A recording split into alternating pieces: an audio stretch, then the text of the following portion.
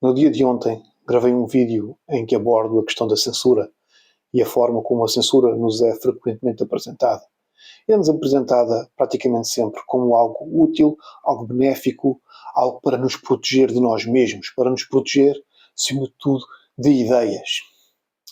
Nisto, também abordei outra questão, que é o conservadorismo não estar preso a dogmas, não estar preso a autores que concordam absolutamente com aquilo que nós dizemos e dar-nos este espaço para procurarmos a verdade mais a fundo.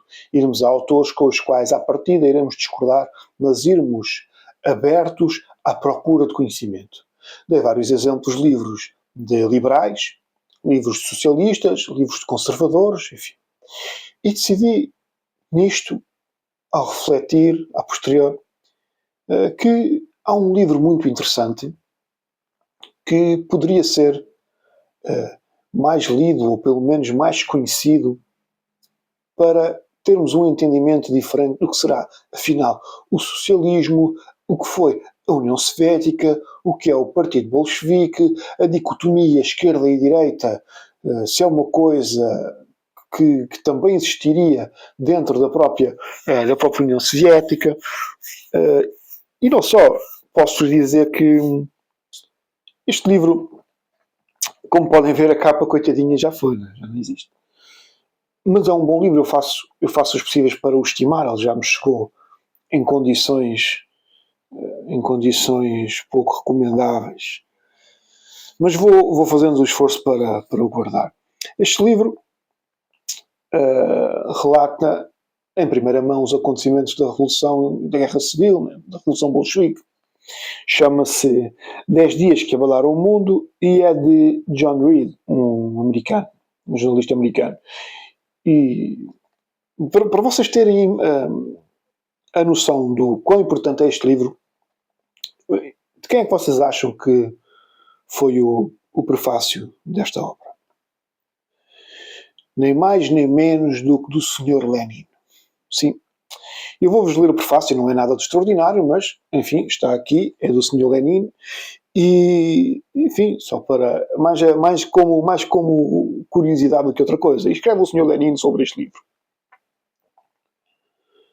que é um prefácio à edição norte-americana, ok, pronto, por normas, acaba por ser relevante. Li com imenso interesse e a mesma atenção até ao fim o livro de John Reed. Do fundo do coração, aconselho a sua leitura aos operários de todos os países. Desejaria que esse livro circulasse por milhões de exemplares e fosse traduzido para todas as línguas, porque traça um quadro exato e extraordinariamente vivo de acontecimentos de enorme importância para o conhecimento da Revolução Proletária, da ditadura do proletariado. Essas questões são, nos nossos dias, objeto de discussão geral, mas, antes de aceitar ou rejeitar as ideias que apresentam, é indispensável compreender todo o significado do partido que se deve tomar. O livro de John Reed ajudará, sem dúvida, a fazer luz sobre este problema no movimento operário universal, Lenin. Não é uma obra qualquer, não é uma obra qualquer. E tem aqui diversas reflexões. Há uma passagem de Trotsky em que ele expressa como um dos seus desejos, uma das suas ambições, a criação dos Estados Unidos da Europa. Não sei se isto vos diz alguma coisa. Há a questão esquerda e direita dentro dos sovietes, dentro do partido bolchevique. Existiam alas que eram consideradas de direita, alas que eram consideradas de direita. Mas o meu ponto, e seguindo o vídeo gravado ontem, é abordar um pouco mais sobre a questão da liberdade de expressão e da censura, e das motivações, do cinismo e das hipocrisias que estão praticamente sempre como fundamento dos censores. Ora, aqui na página, isto é o capítulo, se não me engano, capítulo 11º, exatamente, o capítulo 11º, a conquista do poder. E este acontecimento que eu vou ler e fazer alguns comentários diz respeito a uma conferência, a Conferência Democrática. E na qual estava presente também a oposição a Lenin dentro do partido bolchevique. Que é uma coisa interessante, não é? Porque aquilo não era uma unidade assim tão sólida, aquilo estava realmente fraturado internamente, haviam divisões internas profundas. E a oposição contra a política de Lenin, a 17 de novembro, no Grande Salão das Sessões, que estava abarrotado, vem pela voz do bolchevique Larin declarar que se aproximava a data das eleições à Assembleia Constituinte e que já era hora de acabar com o terrorismo político. E diz ele: as medidas tomadas contra a liberdade de imprensa têm de ser modificadas. Durante a luta justificava-se. Agora, porém, nada há que a justifique. A imprensa deve ser livre, salvo no caso de incitar à desordem ou à insurreição.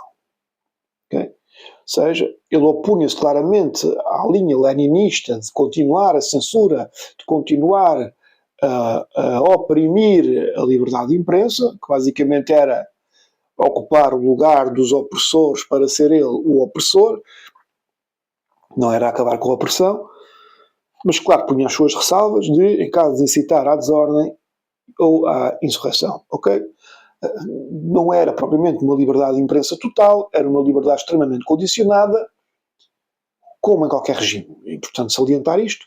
Todos os regimes se defendem e todos os regimes sabem que a comunicação social, que a imprensa tem um papel forte. Não é à toa que a União Europeia está a forçar os Estados que compõem essa organização a censurarem as redes sociais, a controlarem as redes sociais, porque têm plena consciência do perigo que é para qualquer regime a liberdade de discussão de ideias. E não é uma opinião com a qual eu partilho, mas é um posicionamento que eu entendo da perspectiva de quem beneficia do regime atual. Nenhum regime gosta de liberdade.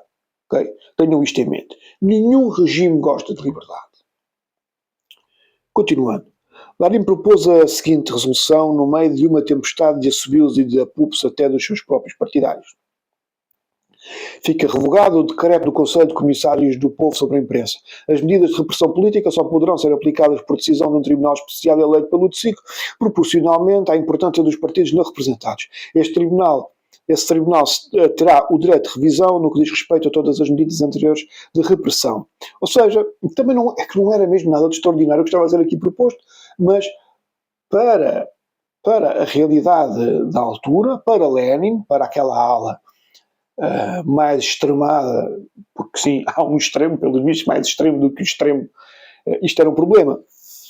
E o que ele propunha, mais não era do que, para haver repressão, é necessário essa repressão ser autorizada por um tribunal.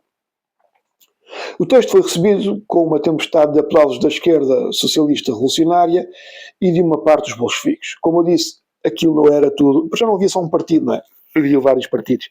Os socialistas revolucionários eram um deles, e muitas vezes chamados de direita, curioso.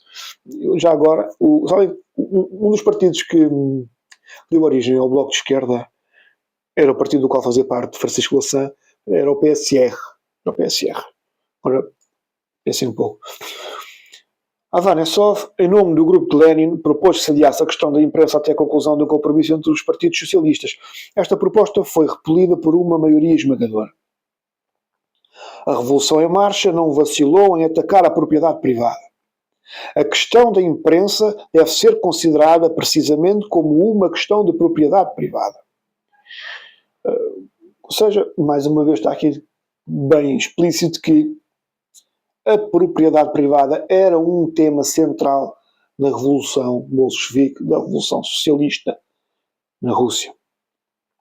E a Revolução não morria de amores da propriedade privada, embora existissem dentro do movimento socialista pessoas que não partilhassem desta ideia, ou pelo menos não partilhassem da forma como a ideia iria e estaria a ser aplicada.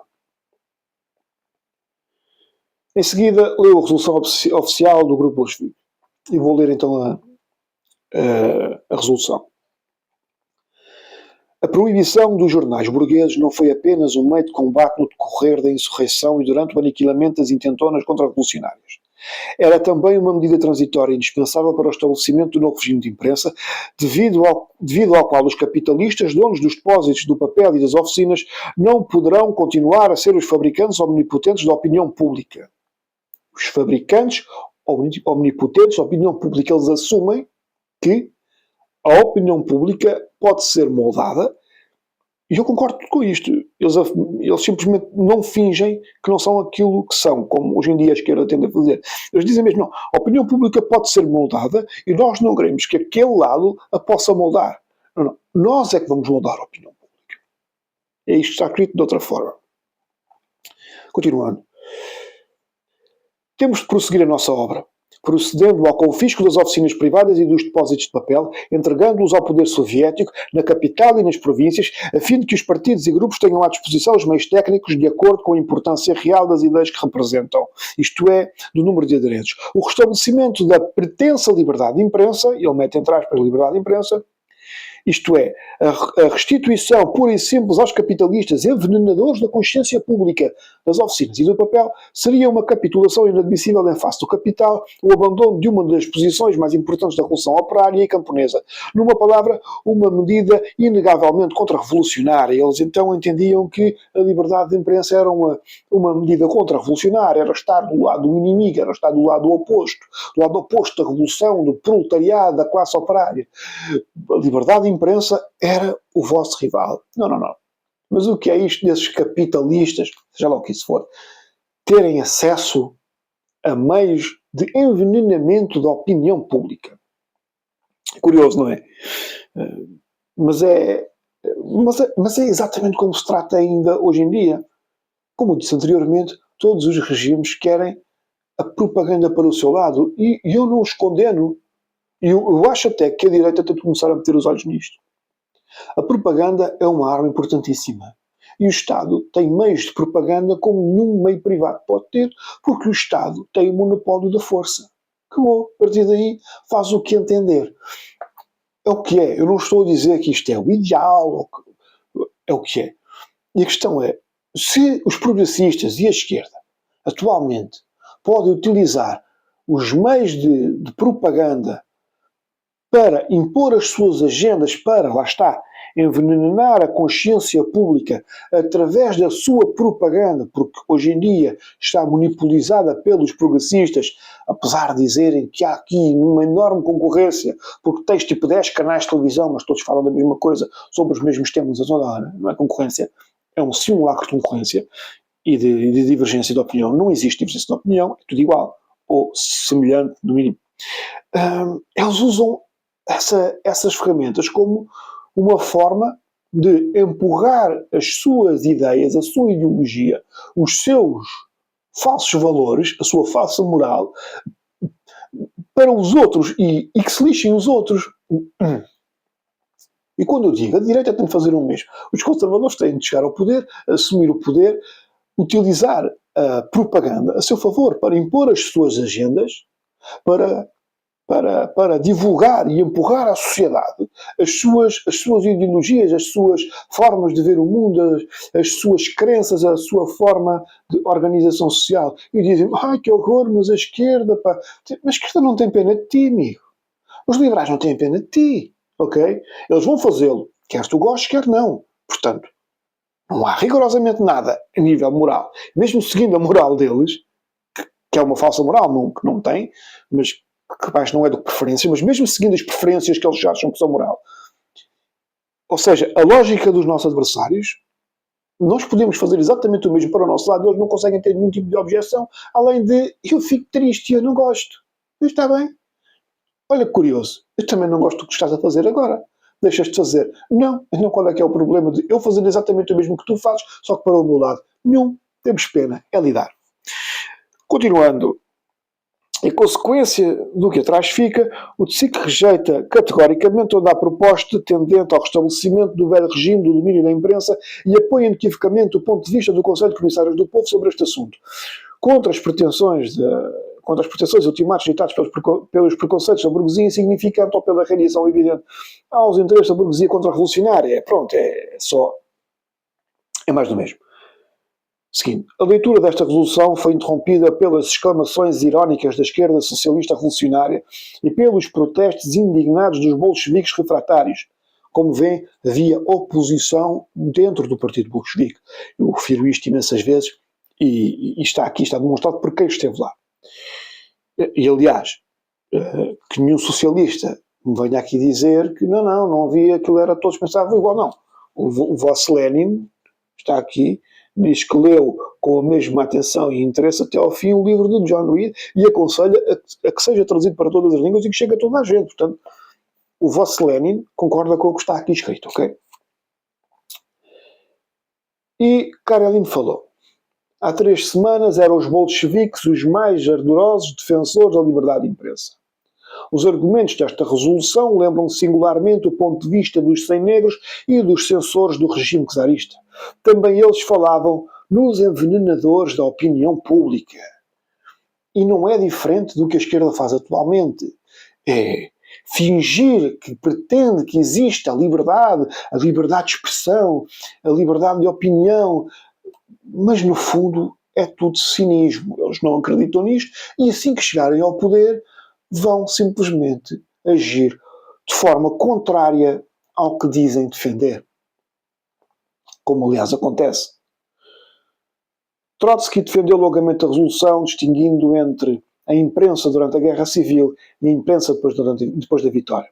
E diz, durante a Guerra Civil, o direito de empregar a violência pertence apenas aos oprimidos, ou bem escritos de onde é que estão os oprimidos.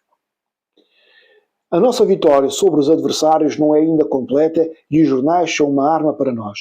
Nestas condições, a proibição dos jornais é uma medida de legítima defesa. E é aqui que eu irei encerrar por agora este livro. E porquê? Porque é basicamente o que eu referi no vídeo de ontem. É Trotsky a legitimar a censura porque é para o vosso bem, é para o bem da revolução. E nós é que somos os bons, nós é que sabemos o que é que pode ser dito. Nós é que sabemos o que é que vocês podem ouvir, a que conhecimento é que vocês podem aceder. Porque vocês são um bocado estúpidos, sabem?